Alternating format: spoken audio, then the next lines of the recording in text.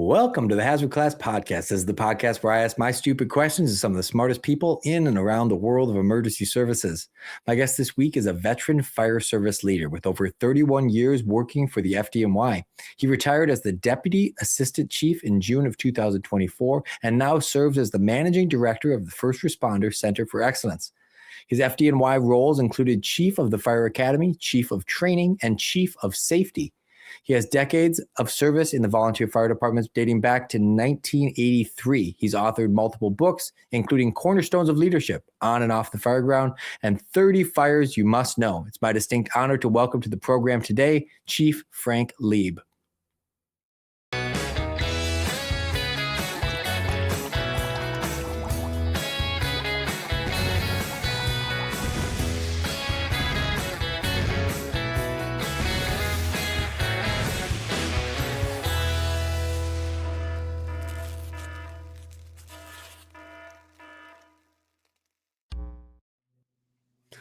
Chief, welcome to the show.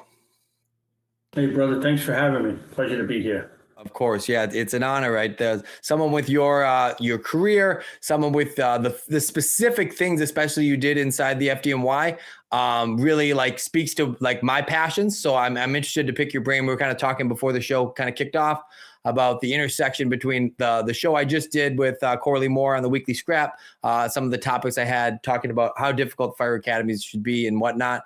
And so you're the perfect person to follow that show up and have some conversation with. But before we get to the long, illustrious FDNY career, we got to go back before the FDNY to East Farmingdale Fire Department. You were on that almost a decade before you got on the FDNY. Why the fire service to begin with? Why not the fire service? But there we go. It goes back to the 7-year-old Frank, where my brother Bobby, who was 10 years older than me, he joined the Farmingdale Volunteer Fire Department, and he brought me around, and I was just hooked. And then when I was 14, I joined the volunteer junior program that they have. And then at 17, I became a full-fledged volunteer firefighter. But, you know, in the volunteer fire service, the people that you're exposed to, the people that you learn from, there were people they were firefighters, there were police officers, there were people that drove a bus for a living, you name it. There were people that worked 2 and 3 jobs and still found time to volunteer. There were people that were, there was even a doctor in the department, a couple of nurses. So you saw all these different professions. You saw people that were dedicated, hardworking, family people that found time somehow to volunteer to their community. So at a young age, it was more than just learning the fire service. I learned so many different life skills. And actually, that was where I was introduced to the New York City Fire Department, because we had several members in our department that were city firefighters. And, that was something I wanted to do. And even from high school on, I took the city fire department test when I was 17 and a half years old. The youngest you can be to take the test. I was only a couple of months over the age limit that you could be. And then everything else I did was basically knowing that at some point, that's my goal. I want to be a New York City firefighter. And I would just go and work and do other things. But, eventually, and then at 23, I would get called for New York City. But you talk about the foundation, my very foundation of the fire service and of so many different life lessons was because of my brother Bobby and because of the volunteer firefighters that I had the privilege to work alongside. So that would have been in the early 80s, right? That you started there. What do you remember about those days? Like as a child, what was so alluring about the fire service? The family nature of the fire service as a young person, how inclusive it was, how welcoming they were. Here I was the brother of another firefighter, and I was welcomed as one of them from early on. And, I see in our profession, like when somebody comes to the firehouse door and they knock and they want to show their kid the fire truck or whatever, like be worthy of our profession, be worthy of the people that are coming there. These were superheroes to me. And, we need to make sure that we are worthy of that because we are a recruitment tool just by virtue of somebody coming, a young mother saying, can you just make sure that my car seat is installed right and we shut the door on it or something like that. Like that's not really good for us to do. So for me, I just look at all of that, the family aspect of how I was treated there. To this day, I have over 40 years now in that volunteer service. I'm still a member. I'm not as active as I once was, but I'm still active. I'm active enough, and especially when I am home on Long Island. But I still those people that I've known for 40 years, they are truly like brothers or father figures to me. It's really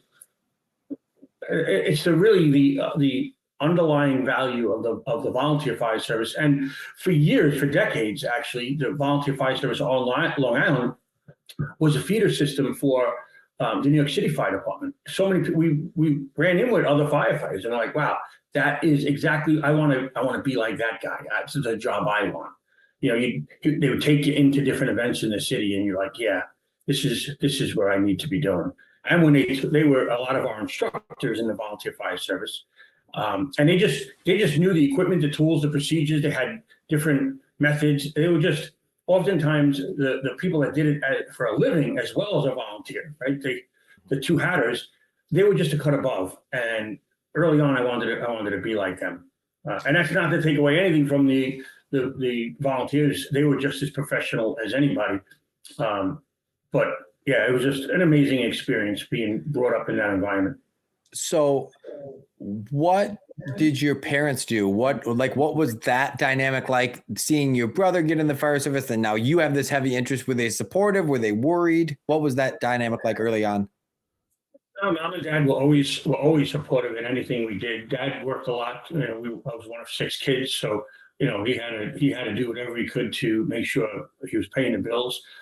Mom was supportive in anything we did. Most of the time, she would wind up being, especially in the younger years, she was a stay-at-home mom raising us with 6 kids. It'd be hard to find somebody to watch 6 kids, but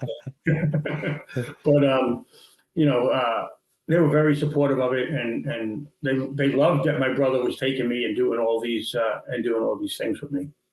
Did your brother go on and be a career fireman somewhere?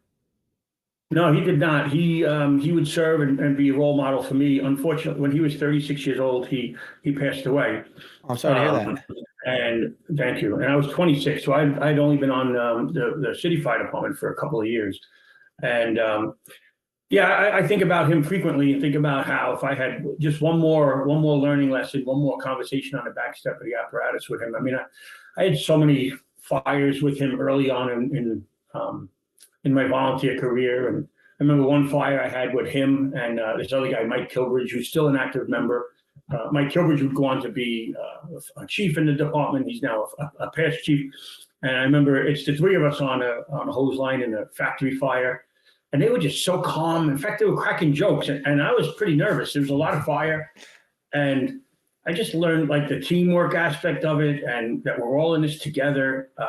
And those were lessons that were set in cement at such a young age for me. Like, I often say that the FDNY has a deep bench, right? There's so many people, the redundancy in positions and everything, but the volunteer fire service always had a deep bench as well. And people that were, and the lessons that they able to teach you and just, I'm so blessed to have been around so many great mentors and role models in the volunteer fire service. And then that just was like on steroids when I got to the New York City Fire Department, the exceptional leaders and officers and brother and sister firefighters that I've had the privilege to work alongside. So we are the lucky ones to serve in this amazing profession. We are the lucky ones. I really couldn't imagine doing anything different, and even changing. I wouldn't change the trajectory of the volunteer fire service that I was in there at such a young age. And I see other young children that are around the volunteer fire service now. Oftentimes they're the children of firefighters that are in the volunteer service. And, you know, some of them, as they've aged, the one is getting ready to go to college next year. And this kid is going to be a firefighter at some point. So, he's going to wind up going to college and doing something fire service related. And, I've had a significant influence in what he's doing in his life. I've known him since he's born. I've been friends with his dad forever.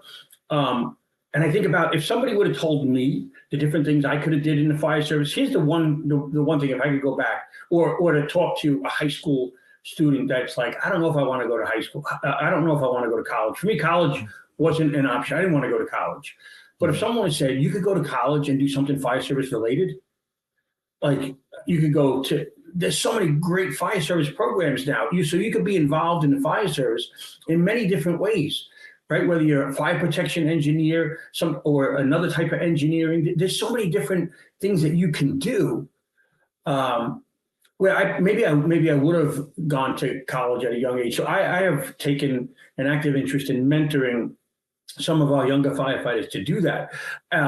Because now this kid will go on and he's going to get a 4-year degree, probably as an engineer of some sort. And then he's going to wind up joining the fire service. And boy, you talk about a force multiplier of his knowledge, whether he goes on to be one of the USAW team member, because they're always looking for engineers on those or on those teams, or whatever it winds up doing, his base of knowledge will just be extraordinary. And I think that's the key to that. I wish I had a guidance counselor that would have been telling me those things when I was younger. Instead, I didn't go to college until I needed to promote in the FDNY. And then eventually the FDNY sent me to the Naval Postgraduate School where I got my master's degree. And I talked to my mom about it. Hey, because mom wasn't happy when I said I'm not going to college. After high school, I'd already done well on the New York City Fire Department test. I had a pretty good job, right after high school. So I was good. I joke around that I was smarter than my parents, that I knew I didn't need college, but getting to college would have been a lot easier doing it at 18 years old instead of doing it in my 30s and 40s when I already had children of my own. So that was for a 12-year period, I was either studying for a promotional exam or going to school basically full time. Wow. That's so I think I've told this story before on the podcast, but so I went to school. I like, my parents didn't go to college. I was like, I think I wasn't originally going to go to like state school or just get generals or something, but I was like, I want to be a firefighter. So I'm going to go to tech school. I'm going to get a fire science degree, right? Which was some advice I had got from a guy on the job. But I didn't have any guidance at all for whatever reason. And so I went to tech school, and I was 2.5 years into a 2-year degree. I had straight A's. I had 4.0 in college. And I eventually went to one of the instructors and was like, when do I graduate? I've been here for 2.5 years. I thought this was a 2-year degree program. They looked at my transcript and went, you haven't taken anything but fire service classes, right? I've taken instructor 1, instructor 2, right? Inspector 1, inspector 2, inspector 3, every class the college offered. Literally, there was no more fire service classes I could have taken.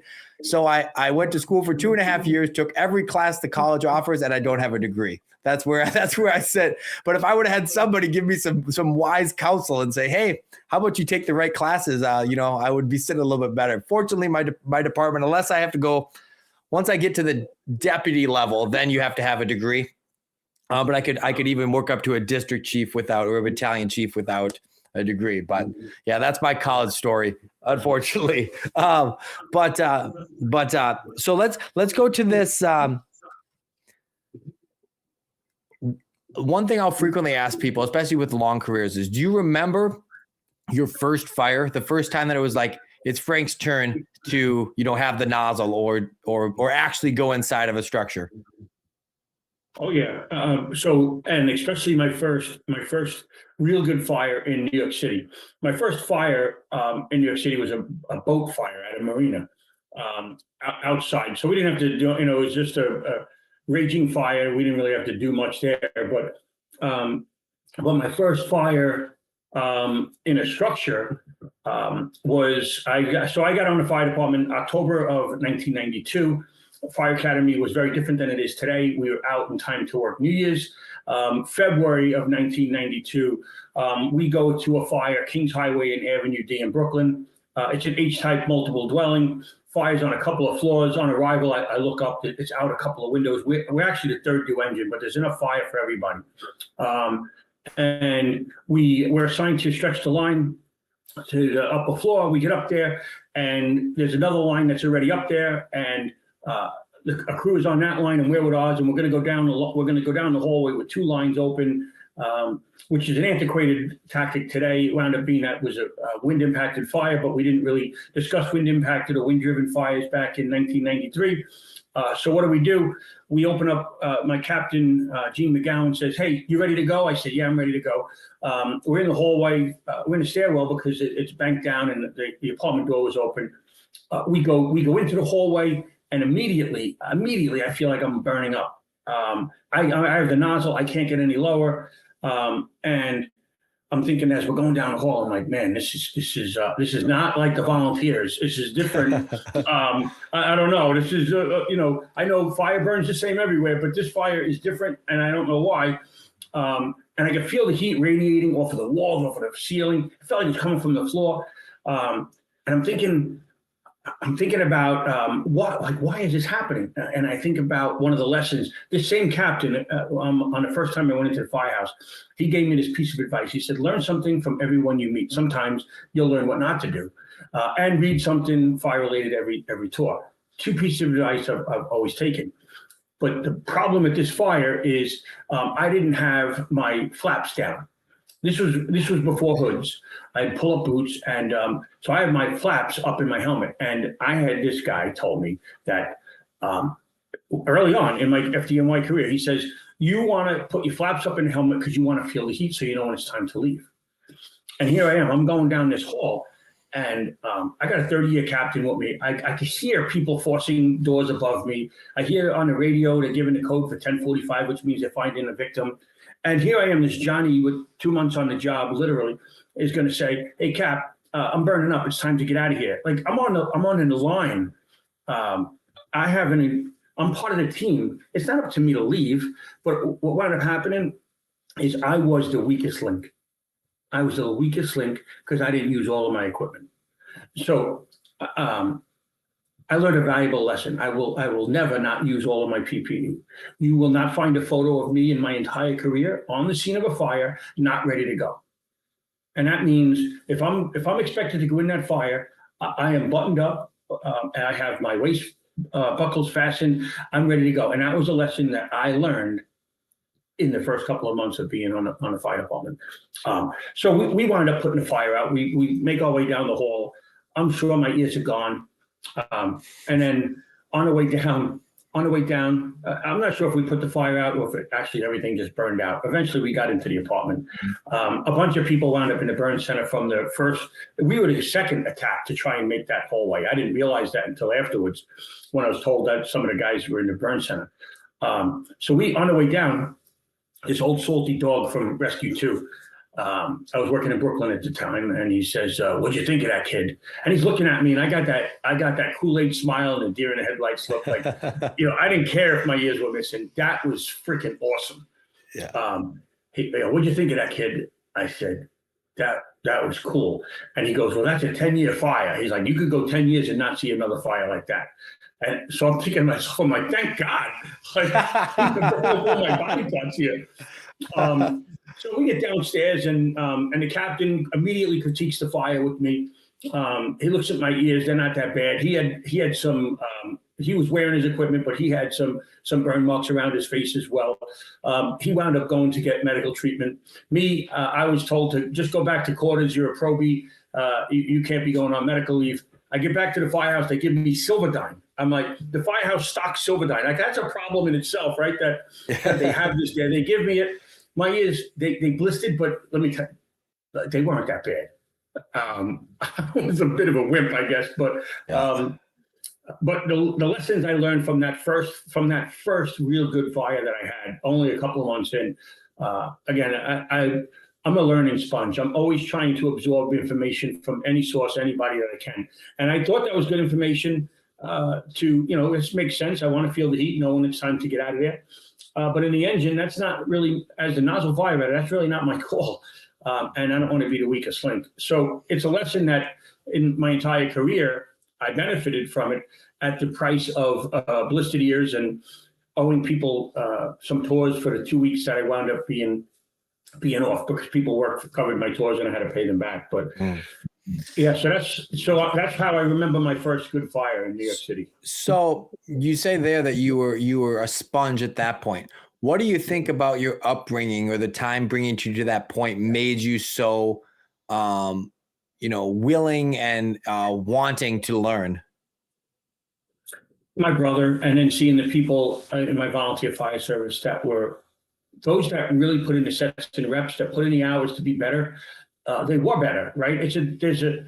There is a direct correlation to, if you want to be good, well, then you need to train. You got to put in the sets and reps. It doesn't happen by osmosis. It doesn't happen by accident. It's intentional.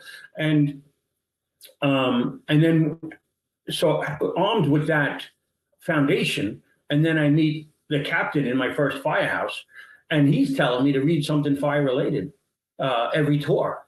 And I'm like, I continued to do that today. Other than a couple of months following September 11th, I always read or now listen to podcasts. I have a list of podcasts that I'm behind right now. I'm either reading a book, I'm listening to a podcast, listening to an audio book, or reading articles, whatever it is, writing articles.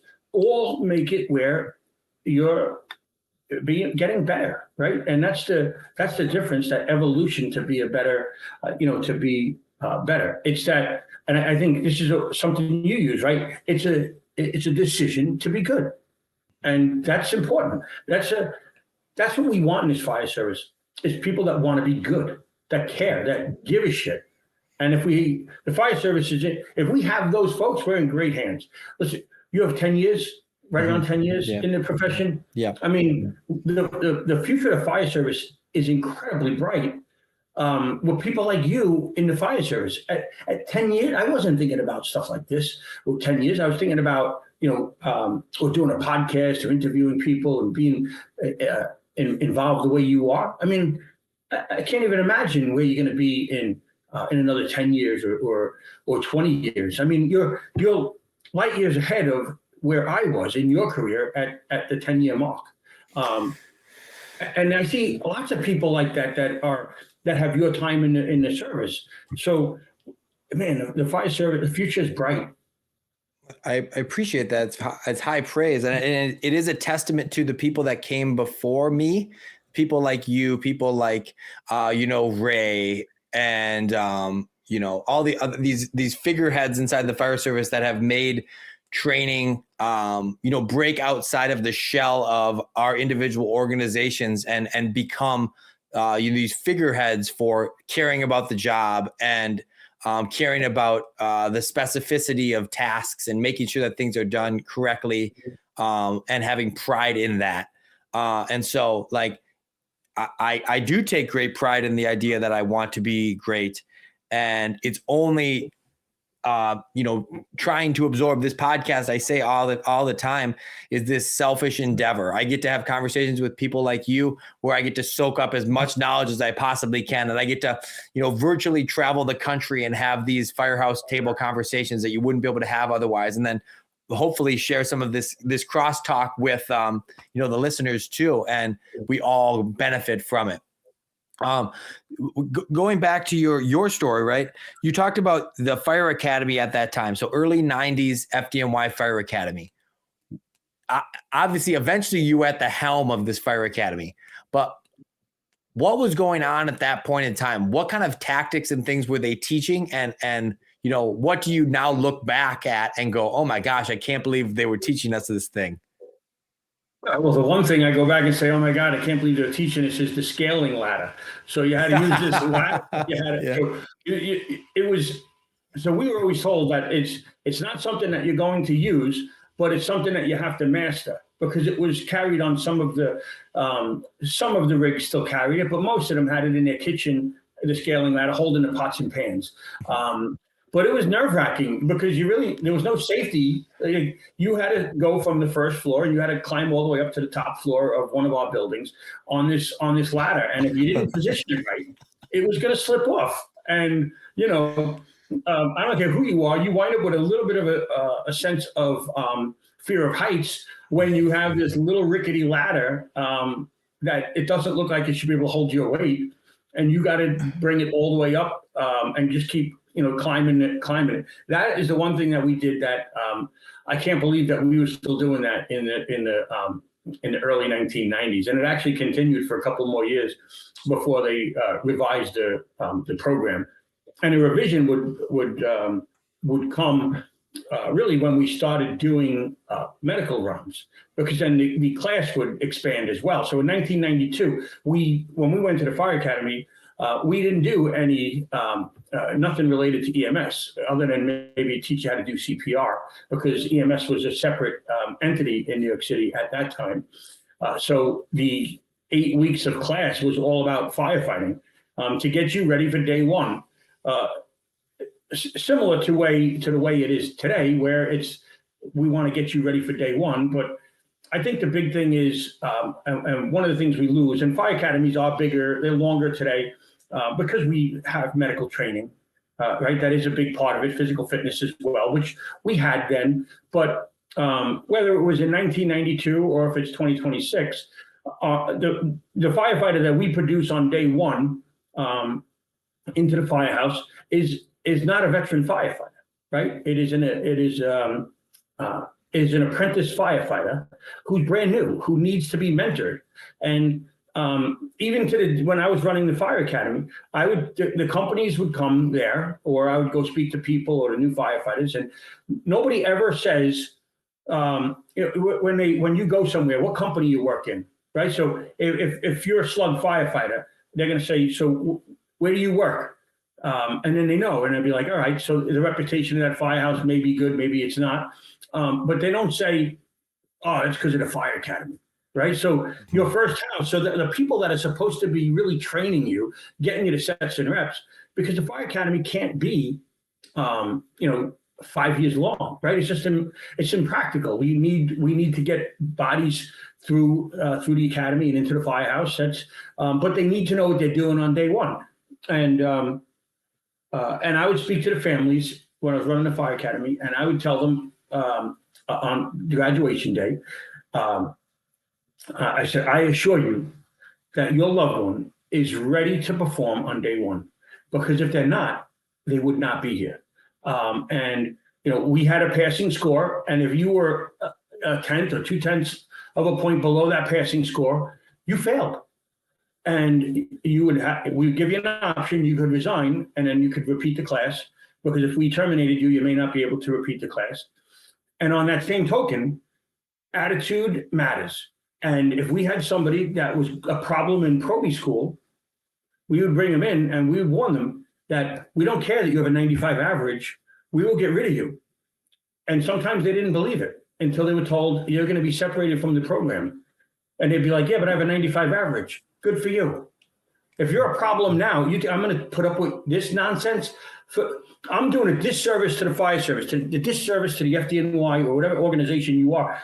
If you have a person that has an attitude problem on day one, now that person's going to be a part of your organization for the next 20, 30 years, maybe. They're at their best in the Fire Academy. Don't expect them to get better. That attitude's not going to get better. So if they're talking back to instructors in probie school, you got to stop that. There's no room for that. And I don't care how good you are, how smart you are. That's not who I want to recruit to my fire service. I want people that want to do the job, that are into the job, that care, and then we can train them. I can train anybody, but it's hard to train somebody to give a shit, to care. Hopefully, you're coming in with that. Yeah, and so it really segues. This conversation segues a lot into the conversations that me and Corley were having on the Weekly Scrap last week. And so I'm interested to get your take on it, which is, what is the role? And you kind of touched on it already, but what is the role of a fire academy in terms of making sure that this person's going to be a good long-term option, using it as an attrition tool to weed out the bad apples? Is that important part of the process in terms of like making it difficult enough so people will fail, knowing full well that will happen? Where does the big frequent conversation, this has been a conversation on social media all week following the episode, which is how do we justify getting rid of people when we have X amount of dollars invested in them that by the time that they hit the academy? Or, if we don't hire this person, then we're going to be running short on the streets. Like, these are some of the counter arguments. What do you say to that? Well, first off, recruitment matters, right? Where we're recruiting, who we're recruiting. We could go way upstream and make sure that we're recruiting for the right reasons. That we want people that want that want a life of service, that want to go to fires. And I want someone who not only wants to go to fires, but is okay with going on the ambulance too, right? A lot of departments, the FDNY, we don't ride the ambulance, but in my volunteer department, we do. So I want people to want to be okay with those runs. The problem isn't necessarily the runs that were going on, it's the amount of them. Because if you ride the ambulance for a 24-hour tour, you get crushed. There's no downtime. So that impacts so many different things. But if staffing, the amount of units that we have, but as the fire academy, I go off on so many different tangents here. Go for it. The fire academy's job is to prepare the firefighter for day one and make sure that the people that can do the job are the ones that are getting through. So standards continue to evolve, right? So you could make a strong case that the fire academy today is stronger. It's longer for sure than it was when I went through, when it was 8 weeks. So it's what we're comparing it to. Which the fire service changed after 9/11, and what we have to learn, right? We have to be masters of everything, right? We have to be a jack of all trades more than ever before. The public relies on us and calls it for everything. But it has to be difficult enough but it also has to be realistic in what our expectations are. And this was one of the conversations that we had in our fire academy. Should a person have to run a mile in 15 minutes or 10 minutes or 8 minutes? So eventually I could get a time that I can't do, right? I've run 2 marathons in my life. I've never run a 6-minute mile. So if I said everybody has to be able to run a 6-minute mile, does that help my performance on the fire ground if I eliminate all those people that can't do that? So the standards have to be realistic, I think, and have to be applicable to what the job of the firefighter is. And if we do that, then I think our attrition rate, and for us, the attrition rate is typically about 10%. We know that the physical conditioning they come in is probably the number one indicator of whether somebody will pass or fail. If you come in and you're out of shape, you are so far behind the 8 ball that we would be able to predict that these people probably won't pass. Every once in a while, somebody would surprise us. But those that care, those that took the time to be in shape, those that took the time to read up, because we'd give them information to read beforehand. So we would know on day one if we had the right people there. But the washing out will happen naturally on its own. The first day you put people in live fire, there's a couple of people that they don't realize that that firefighting is part of it. Like, I don't know, like, what did we sell them? Did we sell them on days off? Did we sell them on did we say heroes wanted? I'm like, I hate advertisements that say heroes wanted. I've never heard a firefighter say I'm a hero, right? That doesn't. But yet we're going to advertise saying that's what we want. So that doesn't make sense. But the recruitment matters, where we recruit, how we recruit. I mean, we have so many veterans in the FDNY. Veterans are amazing firefighters. The transfer, how it's seamless. So why don't we recruit in the military? Why don't we have recruitment days with the military? Because those folks get it on a very different level. The structure that they come into is different. And we have and the FDNY currently has more than 1,500 veterans. And that number is probably above 2,000 at this point. They're an amazing part of the workforce. But again, it's about making sure that on day one that firefighter could operate effectively on the street. Now, I'm noticing I'm wearing Queen's Medal Day shirt from 2025. And on that day, I was there. I knew I go as often as I can. Medal Day is an amazing day in the FDNY. And one of my friends was getting a medal. Bobby Wind was getting a medal for rescuing somebody when he was a captain. He rescued a child. He was now a battalion chief, but he was there getting his recognition.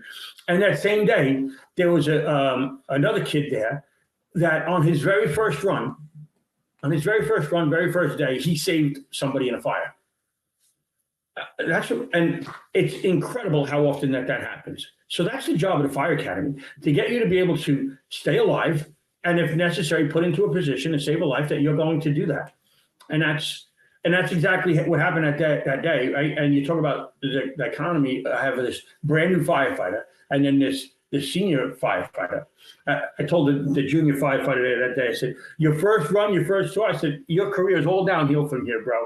You peaked on day one. Hang it up. There was another thing that was talked about online, and I have an opinion about it, but I wonder if mine's different than yours. I would imagine it's not, but the comment that came in was talking about how it needs the fire academy needs to be difficult, but we also have to recognize that the FDNY and a volunteer fire station are different things. So like there should be some sort of difference in the training that comes with that.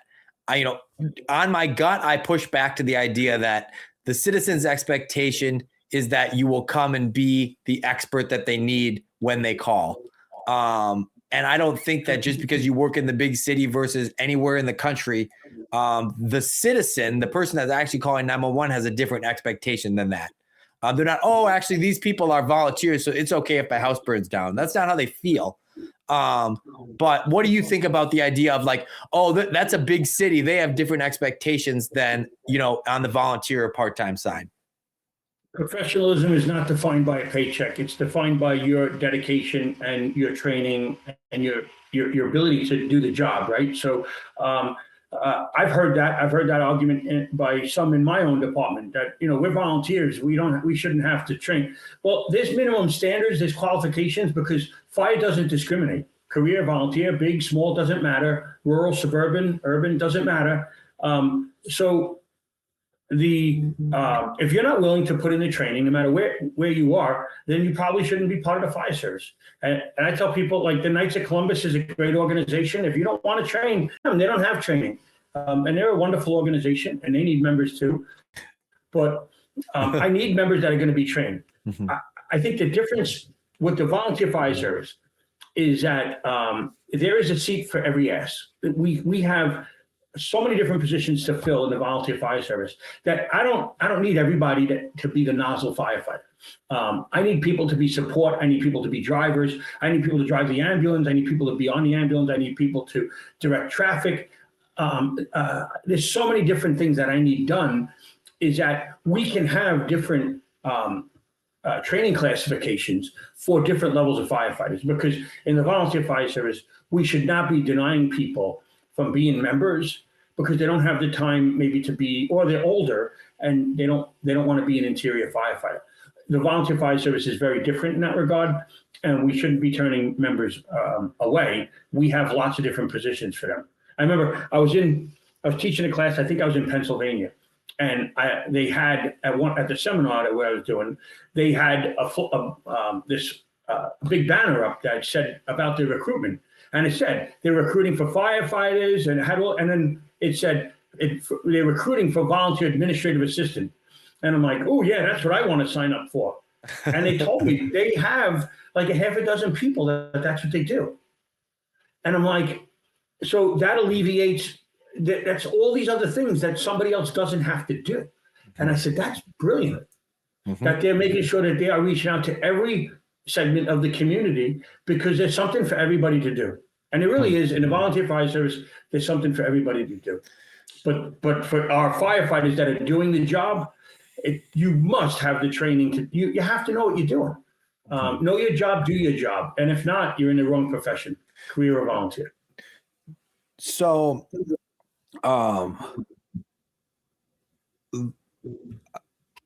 we'll move forward. I was going to beat a dead horse, but let's Don't beat it, brother. Beat it. no. It's I want to get through your career. I want to talk about more things in the thing. As much as we can sit and talk Fire Academy for the rest of the history of the earth, which because I could talk about Fire Academy for the rest of the history of the earth. I do want to get into your promotional journey and some other things that you've done too. So talk. You are a firefighter. We've run through your fire academy. Now your first fire. Where are you working as a fireman? Where do you land out of the academy, and how long are you there? Yeah, so good question. Out of your fire academy, I go and I'm working in Brooklyn. I'm in engine 323 in the 15th division. So at the time, it was the busiest division in the city, but I was working in one of the slower companies in that division.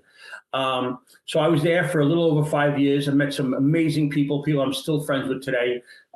Here we are. I'm like 35 years after I met some of these people. We still meet every once in a while to go out for lunch. So the people I met there were amazing individuals. I would then go on to go to the FDNY squad, one of the squad companies.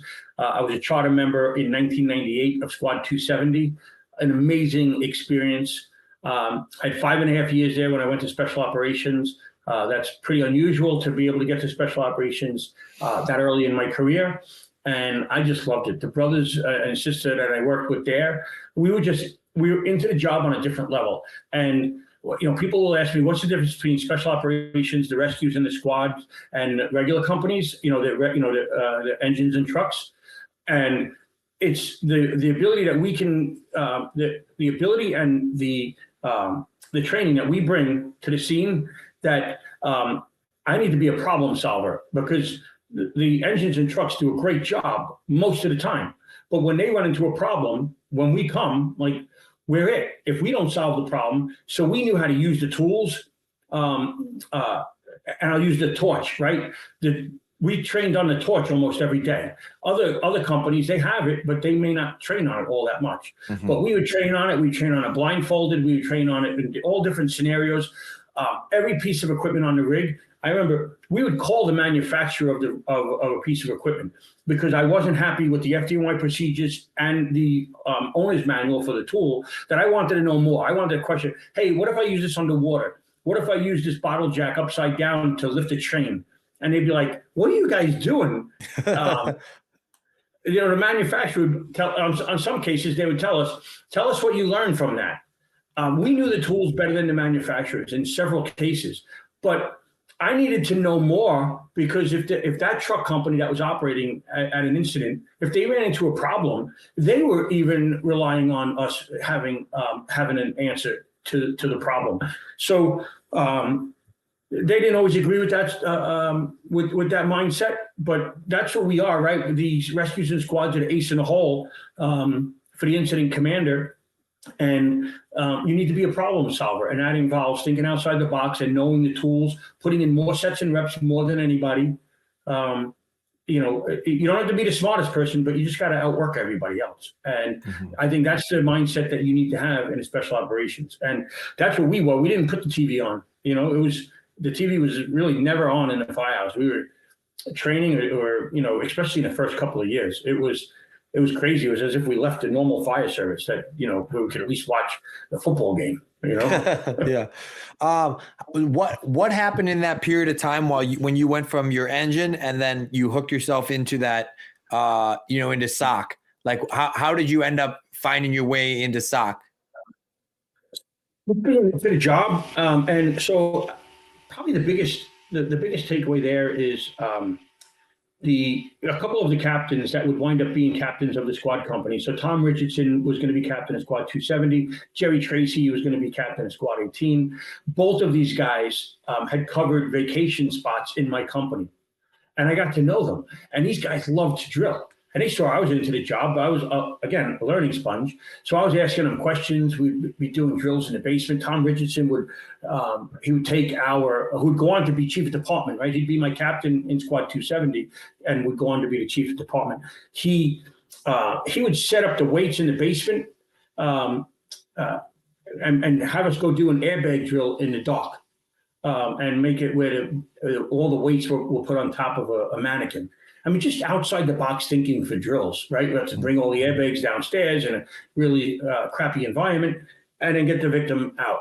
And Jerry Tracy would do the same thing. And so when it came time, when they were forming the squad companies, they had what was called like these tryouts. You had to go to the fire academy and demonstrate that you knew how to use all the tools and stuff. And at that point, I had already been trained in all of the special operations disciplines. I had training in hazmat, I had training in high angle, in trench, collapse, all of this different stuff. So whenever they asked me a question or how to use a piece of equipment at this one day tryout, I knew what I was doing. And then these two guys that were going to be the captains, they saw me there. So a couple of days later, I get a phone call from Tom Richardson and said, "Hey, I'm going to bring you to the squad." And later on, when I was getting ready to write my leadership book, I interviewed Tom. He didn't know I was interviewing him, but I asked him, I said, what made you take me for the squad, right? I was such a young firefighter, and there were actually younger firefighters there that had less time than me. And he said, if you have heart, if you care, I could teach you anything. And then he would tell me that his mentor, John Vigiano, was like the one who told him that. So the way he formed this company and, is really in a way a principle I use, right? When we talk about, if I have someone that cares, I could teach them. But it's hard to teach someone to care. If they come in with that, we could do amazing things with them and together. So I wind up going into squad and had an amazing run there. Wound up studying for lieutenant while I was there, and studied myself out of a good job and would get, would get promoted. But my time in, I got promoted to lieutenant with about 10 and a half years in the fire department. I get asked a lot, do you feel like you're ready when you get promoted? And no, but I don't think I would feel ready to be promoted if I did 20 years as a firefighter. I just think if your goal is always getting better, I don't know, you should never feel like you've arrived, right? Like you know everything that you need to know, because then that becomes very dangerous. Yeah, well, that's kind of a through line in this conversation, like on this podcast of, when do I know when to promote? What are the parameters that I need to meet? I think that the more I think about that, the question shifts a little bit, which is, how long do I stay in a role knowing full well that when I move on, I'm going to, be uncomfortable for a period of time? Like, how do I know the role I'm in right now, I'm well served to stay there and keep developing and marinating before I move on to the next one? More so than thinking about what's next, thinking about what's happening right now. Yeah, and that's like the $1 million question, because that early on where you're like, you never think you're ready. So one of the guides could be when you start seeing officers that you're like, this guy's a knucklehead, right? When other people are promoting that, you know that you have more knowledge than that person. But and others will start encouraging you to study or to promote. So others a lot of times will see that in you. And I tell people, we need good people to promote. We need good people that are into the job, because otherwise we allow the slugs to promote. The people that want to promote for the absolute wrong reasons. And that's not what we want, because when they get up in the chain of command, they have an oversized impact on the rest of us. Yeah. So we need to encourage our brothers and sisters that are good at the job, that care about the job, and will be good stewards for the job to promote. Because if not you, who? Well, who is the slug? And, we've all seen those officers that you're like, oh my goodness, this person is lucky they're a firefighter. Now they're an officer, and that's a challenge. And that can really hurt the organization in many ways. It can also impact the culture of the organization. And when you start, when you start messing with the culture of the organization, you're talking about changing the DNA of the organization. And that is, that's no small thing. That can be generational. So we have to protect that of our organizations by ensuring that the right people are promoting, and we encourage people that are good and mentoring them to be good officers. And again, in the FDNY, probably does this better than anybody. Our mentorship, our ability to mentor our next generation, we support one another. We're happy. We're genuinely happy when our coworkers that we know are good get promoted. We celebrate them vigorously. I think that's a big part. Yeah. So what year would that have been about, say, you promote to lieutenant? So that was about 2003. Okay. I guess so. I had actually I scored really well on the lieutenant's test. So the lieutenant's test was supposed to be October of 2001. It got canceled because of September 11th. And then eventually they had the test. I scored really well, but as I mentioned earlier, I didn't go to college at a school. So I needed 40 college credits to get promoted to lieutenant. Oh, wow. I didn't have them in time to get promoted. So that was actually when I made the decision. My kids were young at the time. They were only a couple of years old. And I said, I am going to be a good role model for my kids. Even if I never get promoted again, I am going to go and try and get a degree. And so I started a degree program, taking primarily the meat and potatoes, like you said, any of the fire service classes that I took. Yeah.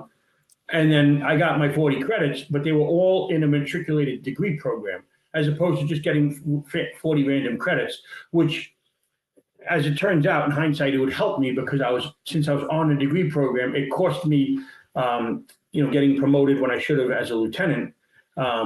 Eventually, when I would get promoted to battalion chief and I needed that 4-year degree, others that just went for the 40 individual credits and then you needed 80 for captain and then a degree.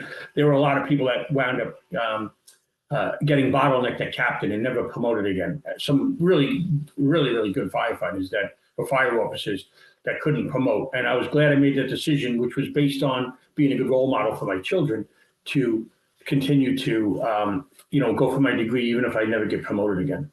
Mm-hmm.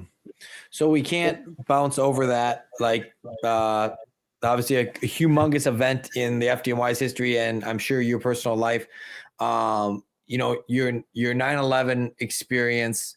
I feel, especially as we approach the 25th anniversary this year, right? Like, we have these people like you that have these firsthand experiences, and cut to another 50 years from now, we won't have the ability to get these firsthand stories, and they'll be gone. So I do feel a burden as an interviewer to people that are willing, let them tell their tale, because I think it is important, especially for the future generations of fire service members, to know, because it is someone from my generation, this is quintessential, the reason why I'm in the fire service, right? Watching what happened that day. Especially working in special operations at that time. The special operations community was decimated by the events of 9/11 in FDNY. If you would, would you be willing to tell your tale? What was your involvement or your day like that day? Well, and I appreciate you asking it, and because it is, I also feel it's an obligation for us to talk about it, because we can't just say never forget and then not be willing to share stories of that day or around that time frame or whatever. So September 10th of 2001, I got a phone call asking me if I wanted to work overtime on September 11th, and it was going to be in hazmat 1. And oh my goodness. And I said no, and I wanted to say yes, because the members that were working on that day, they were going to go get some grounding and bonding training, and they were going to be the instructors for the rest of the job. So I'm like, I wanted to do it, but I said no, because my study group was going to meet on the morning of the 11th. So Hazmat 1, they had to fill the entire company because they were out of service for medicals on the 11th. That's why that firehouse, Squad 288 and Hazmat 1 lost just an unfathomable number of the entire house. Amazing firefighters. Yeah. There was only one person who was riding as the resource member of Hazmat was spared on that day. Yeah, so I didn't take the overtime because I was on our study group. If you miss study group, and because you're overtime, you're out of the study group. And that was the first week that we went to twice a week study groups because the test was only a month away, and we had a really hardcore group of people in the study group, which was made up of 2 members of Rescue 2, 1 member of Rescue 1, myself in Squad 270, another 2 members that were in 270, and all of us were off that day because of study group. And so we were supposed to meet that morning, and obviously we didn't. I was dropping my son off at preschool at the time when my mom called me and said that a plane, she asked me if I was working, and I said no. And so she was happy I wasn't working. And my son was having a hard time. It was his first day in preschool. And I said, why? And my mom said, a plane just hit the Trade Center. I said, all right, I got to go. I immediately called work, asked if there was a recall, because there was a recall in '93 for some companies when the first bombing of the Trade Center in February of '93. And I was not working for that. I was my 24 partner was, and he was held over. So, and I came in that night. So I was familiar with the '93, and I know how recall works, especially for special operations. I was told, no, not yet. Basically left, went home, told my wife I'm heading into my firehouse. I went, so on that day, my brother-in-law who worked in the Trade Center, and he was already in the building.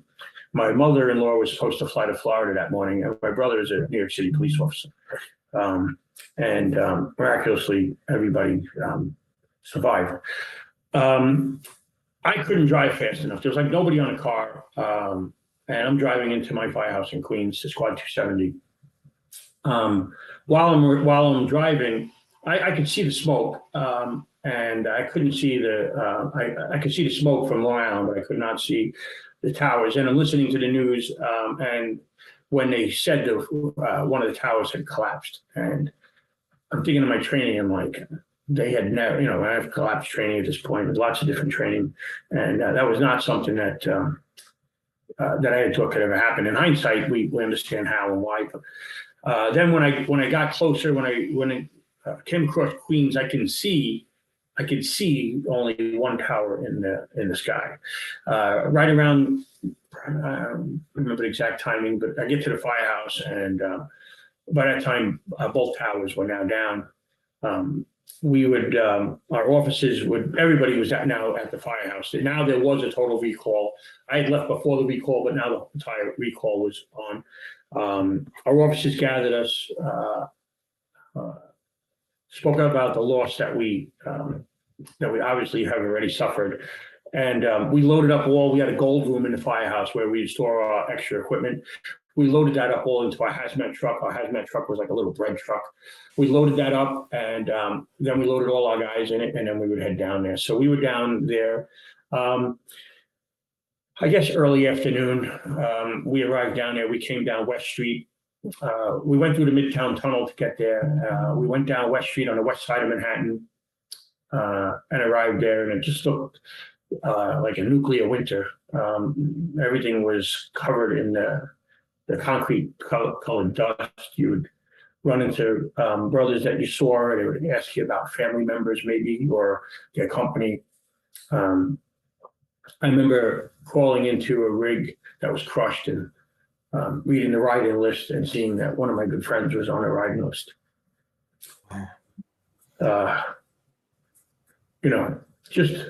It was in a busy company. He had transferred from a slower company at one point in his career. And, he went to where he wanted to work in a busy area. And then, the rebuilding process and getting us back up and where we needed to be. And I think of the incredible leadership of the FDNY that was able to really pull us together and lead from really as soon as the second tower came. Some of the people that survived around seeing both towers, their natural leadership ability really rose to the top. And we would have promotions. I think it was on the 12th or the 13th. They were almost like battlefield promotions. I mean, they were lists that we had. One of the people that was in my study group, who was studying for captain, he wound up being promoted. He was still a firefighter, but he was going to be promoted to lieutenant at some point. He was promoted really in just a ceremony at City Hall with no family right after September 11th. And suddenly he was a firefighter in Rescue 1 and now promoted as a lieutenant. And Rescue 1 had lost a lot of firefighters as well. Mm-hmm. And but just seeing the resiliency of the FDNY and then the leaders and the staff of the FDNY that would lead the department for really the entire recovery and rebuilding, just extraordinarily amazing people that stayed on as staff positions. And I did just about 4 years as a staff chief.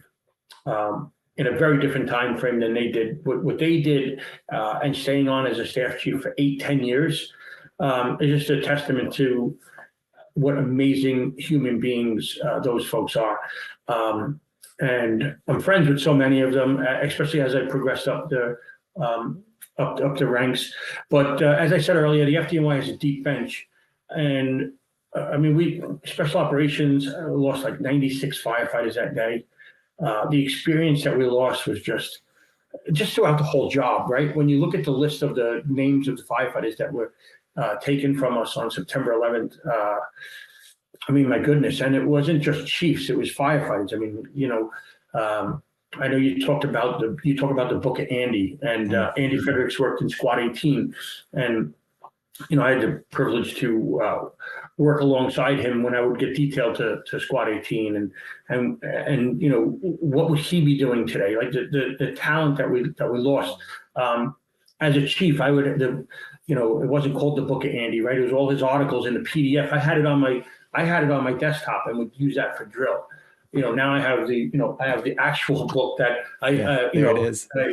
that I still use, right? I mean, but just so much loss, and then seeing all the folks that came in from all around the country, and I meet these folks all the time, and how they helped. Seeing the brothers from New Jersey, like that afternoon and that evening. What do you remember? What do you remember about the balance between obviously this unimaginable, overwhelming grief of the loss, and also the ability to stay mission focused and doing tasks? I feel like the balance between those two things must have been a really delicate thing in those moments and while you were doing this. What do you remember about like how the you personally, but also operationally, they were able to manage these two things? So that's a great question. And I think you just focus on them, especially for when we're still looking for survivors, right? We're desperately hoping we're going to find survivors. And it's starting to become painfully obvious that won't be. We have to transition out of, we can't have everybody here. We got to try and send people home to get rest because we'll need somebody to be here tomorrow. But then we never lost that pride in the FDNY, that pride in America, that pride in New Yorkers. And I want to say it was the Union. And I still have my copy. They put out these posters and it said FDNY still the greatest job on the planet. And that was as true as it was on September 10th, as it was on September 11th, as it still is today. And, one of the things I said after I had the Twin Parks fire a couple of years back on January 9th of 2022 is, and I put it in one of our tips from training at the time, and I said, with the FDNY, we play to win on every run, every tour, every day. Losing is not an option. And, we may get knocked down, and we got knocked down on September 11th, but, the true mark of the culture of the organization is the resiliency and the ability for it to get back up on its feet and fight another day. And the FDNY gets back up on its feet when we get knocked down and we stumble, and we continue to find a way to be better. Because every organization stands on the brothers and sisters that came before us. We stand on the shoulders of those giants that came before us. And it's so incredibly true. And I know,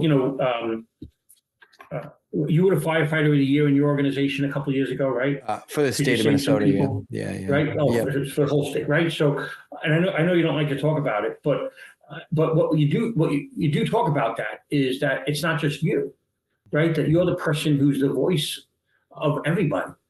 There's people that are no longer firefighters that are retired that could take a win for you saving those lives. People that trained you, that mentored you, right? So that is the legacy of what we stand upon in our organizations, in the fire service. And I bring that, I purposely bring in your organization to the conversation for this in you, because that's what you spoke about. And that's what it is. And that our retired guys were there with us. I think at one point there were several captains of Rescue One. There's a picture of it out there somewhere of several captains of FDNY's Rescue One all working together after 9/11. Steve Buscemi, who's a pretty well-known actor, Yeah. who was a firefighter in 55 engine, came back and was there. And I know he doesn't like to talk about that. But that's the FDNY. That's the FDNY way, right? And ideally that's the fire service way, is that we're not perfect. My goodness, we're far from perfect. As people and as an FDNY, as an organization, but the idea is that we're trying to be better. We're trying to get better, and we know that if we can be better today than we were yesterday and better tomorrow than we are today, then and put one foot in front of the other, then that's what we're doing. And we're honoring our past, our history, which the most recent issue of WMYF, the internal magazine for the FDNY, which you can subscribe to externally. I wrote an article, which I think is my 30th article I've written for that one publication alone. And it's, why is the FDNY the FDNY? And it talks about the overstory of the FDNY. I like to read, and I think about, and I'm forgetting the book. I want to say it was either Adam Grant's latest book, or it was Malcolm Gladwell's. I think it was Adam Grant. But anyway, so it talks about overstory and how different organizations, and in that book, it talks about, why is Miami, Miami? Well, all the different things that impact and influence why different states and different departments are what they are. And I tried to dissect why is the FDNY the FDNY. And it's really the overstory. And 9/11 is part of that overstory. And it's maintaining and making that culture better. Because as I mentioned earlier, we can really impact the DNA, the fabric of our organizations, both positively and negatively. But I think we truly never, on 9/11 and the days and the months beyond that, we never lost hope. We were seeing the brothers and sisters from all over the country, and the USAR teams was just incredible. The brothers that worked in all of the iron workers that were there alongside us. When we would leave, no matter what time of day or night, usually we'd leave up West Side Highway. Especially, eventually they got things in place where we had to go through washing machines for the rigs. They would just hose down the rig. It wasn't really much for a washing machine, and we'd get up to the area where the public was allowed, and it could be 2:00 in the morning, and there would be 100 people there waving flags and cheering for you as you left. It's just a surreal experience, and so we never, we worked all the time. We were never home in that time frame, from especially in special operations, from September really until Christmas Eve. I think it was. We were working 24 on, 24 off, and on our off days, we were expected to do what was called the hammer teams, because they had white powder incidents going on, right? So the anthrax incidents that was going on. So I would work a 24-hour tour, get off in the morning, and then go spend the majority of that day, maybe till 8:00 at night, riding on those teams that were made up of detectives, a couple of police officers, a couple of firefighters. And that just continued. And what do you remember about, getting back to normal? If there's any sense of getting back to normal after something like that, right? Like at some point you went back to work and it was quote unquote back to normal. What was that like to transition back into that? So normal didn't happen until we were done, which was just before the summer of 2002. Every aspect of life was impacted up until that point. And one of the things that for my family and I, what we decided to do, something we always wanted to do, was drive cross country. So we were gonna rent an RV, but it was too expensive. So instead, we bought a conversion van, and we drove cross country. And we made the decision that when we were done at the site, and then the kids were done with school, we would leave and go on this trip. So the day the kids finished school that morning, that afternoon, we left on, I think, a 32-day trip. Wow. that would wind all across the United States, going as far up as Seattle, going as far down as Vegas, and stopping at 5 baseball games on along the way. I like to go to different Major League Baseball parks, and even that was surreal. I remember we're in Milwaukee, and we're right by Miller Field. And the kids have had enough in the car. They're crying. I got music playing for them, some of the kids' nursery rhymes or whatever. And I'm not paying attention to my speed, and I'm going a little fast, and I get pulled over. And I want to say it was a trooper. He comes up, and now I'm telling him, I'm like, great, now we're getting pulled over. Now the kids aren't crying anymore, right? Now, and it's all quiet in his van, and the officer comes up. And he sees the kids look like they were crying, and he says, you were going a little bit fast. I said, I know, officer. I said, whatever, I apology, whatever. And he says, are you a firefighter? I said, I am. He says, are you a New York City firefighter? I said, I am. He extends his hand. He shakes my hand and says, thank you. And says, welcome to Milwaukee. And, drive a little safe. Mm-hmm. And especially if I wasn't wearing a fire department, I think I had my placard in the window. But for the next couple of years, anywhere I go, if I had an FDNY shirt on, you get people come up to you. I'm something like I do when I see somebody with a veteran, Vietnam or whatever. I usually go up to them and thank them for their service. Mm-hmm. And that would happen all the time. But be worthy of your profession, of those that came before us, and never, ever, ever, ever forget that we stand on the shoulders of the giants that came before us. And I'm fortunate that I in my career, I've worked with so many giants. When you reach legendary status and you're still working, that's unusual. And I worked with several of those people that were considered, people knew they were legends while they were working. Mm-hmm. Some of those were killed on September 11th. Mm-hmm. Some of them continued to work. Some of them have continued to get sick because of their exposure down there. We've now lost more than 400 of our members to occupational illness related to their exposure there. So it keeps going. But if people that were there, if we don't continue to show up, if we don't continue to go to talk about it, if we don't continue to go to the memorial services, how do we expect the next generation, not only of firefighters, but continue to remember? Because eventually 9/11 will be a memory the way Pearl Harbor is to us, that there's just not people around that were there or have the experience or other experiences similar to that. Yeah, and I thank you for your willingness to talk about it, because it really is that, right? And I feel so honored to have conversations with people like you that do share their story with me and to the audience, so that it makes it so personal, right? It makes it so real to know that like your eyes saw that and experienced that, and you went through that, and you're willing to share it is so important to not only me personally, but also to the fire service as a whole, to pass that on. So it doesn't become a distant memory for us. And we really never forget, like we promise that we're not gonna, right? So thank you. Man, we're getting close to like where I should probably pull the plug so I don't keep you here for all day. We're only like, we just got to the point where you promoted to lieutenant. So I will say this, I'm definitely going to have you back on at some point so we can keep the conversation going, because we're only to lieutenant. We haven't even got to any of the levels of chief yet or any of that stuff. We haven't got into your, the coordinated attack study.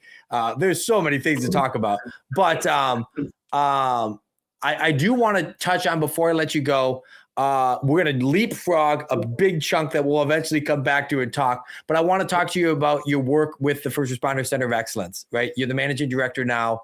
How did you get involved with that? And what is the motivating force behind what you're doing there? Yeah, so thank you for that. Yeah, so the First Responder Center for Excellence is an affiliate organization of the National Fallen Firefighter Foundation. And so they were established 7 years ago, basically to be the training division of the National Fallen Firefighter Foundation. All the blindside issues, what I call them the blindside issues. So these are the things, we're brilliant at the basics. We put in our sets and reps, and next thing you know, the blind side, the importance of the left tackle, right, protects the quarterback. And so the training and what we're doing in all of these spaces, the quarterback goes back, or the firefighter I'm worried about forcible entry. I'm worried about making sure I can stretch the hose line. And the next thing you know, cancer. They get cancer, or PTSD, or they're worried sleep deprivation, there's mental wellness, suicide thoughts, all these different things. And that's kind of the issues that the First Responder Center for Excellence deals with. And I started my involvement with them when they first started, and I started doing work with them for, they were doing some fire dynamics training. That was my first exposure to them. And then they wanted me to do to be their advocate for cancer programs. And I've been involved for more than a decade with the researchers for cancer and understanding the problem in the fire service of occupational cancer. And one of the driving forces behind any of this is because I'm tired of losing my friends. I'm tired of losing people off the fire ground when we can and should be doing better.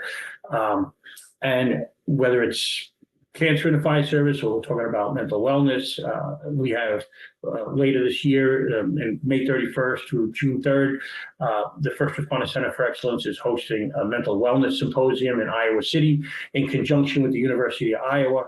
And we're bringing world-class instructors there to continue the conversation. And it's going to be a small group setting. We're only going to have between 400 and 500 attendees maximum. And that's intentional because we want the conversations to continue. We're truly all in this together. Career volunteer, it impacts all of us. I mean, when you think about mental wellness, it impacts society. We're a microcosm of society, and society is struggling. And we could do better. And I was probably this young firefighter's best friend in the fire department in New York City, and he took his own life, and I never saw it coming. And I know other people that are struggling for lots of different reasons, and we could do better. And even in New York City's our peer support program is better now than it was, on September 11th. And all of these different things, the interrelationship of it, the interrelationship between just what we see, what we do, how good we are at what we do, the resiliency. We have to do a better job of preloading coping mechanisms into our newest firefighters, not to scare them, but to prepare them. Because my God, I couldn't imagine doing anything else. But sometimes, if we're not doing all we can to protect our firefighters, why would somebody who's young want to join our profession? And I say that knowing the risks and accepting them, because I couldn't imagine doing anything else. We are the lucky ones, but we want to make sure that we're protecting our newest generation of firefighters. And we can do that, and we can still protect the brothers and sisters that are serving. But we're failing. We're failing in some of these regards. And I know you're a big advocate of all of this, and I appreciate that as well. But the tagline, it's okay to not be okay, which is okay for the person, but for a leader, that's incomplete. It's okay to not be okay, but only if you're doing something about it. A leader that just says, oh, it's okay to not be okay, and doesn't follow it up with action, it rings hollow. They need to do more. And actually, I wrote an article related to that for leadership, because leadership matters at every freaking level in the organization, even informal leaders all the way up to the chief of department. But I wrote that in Crackle magazine because sometimes we hear that too much. It's okay to not be okay. And then a leader thinks, all right, well, they checked the box and said that. Now they're off the hook, but then they don't set up a program, and they might have members that are struggling. And they do nothing about it. They're asleep at the wheel. It's malfeasance at that point. Yeah. Don't get me started on that. I get on a soapbox about. You saw the scrap. You know I love a good soapbox. I love a good soapbox. But actually, I don't know. You're up. That's up in my neck of the woods. Maybe I'll try to see if I can come down to that. Iowa City's not too far from me. But that would be great. That sounds like a really interesting event. So we're definitely going to have to put a period in it, and we're going to have to say to be continued, because there's so much more to cover. And this conversation was just wonderful. I feel so privileged as to soak up some knowledge from you, and I want to do it again. Let the people that are listening know where they can find you, where they can find your books, and then I'll let you get out of here. Yeah, well, again, thanks. We are the lucky ones. Thanks for having me on. The easiest way to find me is just Google Frank Leeb. Even if you Google Frank Leeb Linktree, I have a Linktree that comes up pretty easy. That's probably the easiest way. On my Linktree, it has a way to contact me. Also has a link to a lot of different articles I've written, podcasts, whatever. So that's probably the best way. Just Google my name and put Linktree, and you'll see that. Awesome. And I'll tag that also in the description for the video and the podcast too, so people can get to that even easier. Chief Leeb, it's been a pleasure. I hope to do it again. Thank you for what you're doing, what you've done, and what you're continuing to do for the fire service. We appreciate it. Thank you, brother. Appreciate you.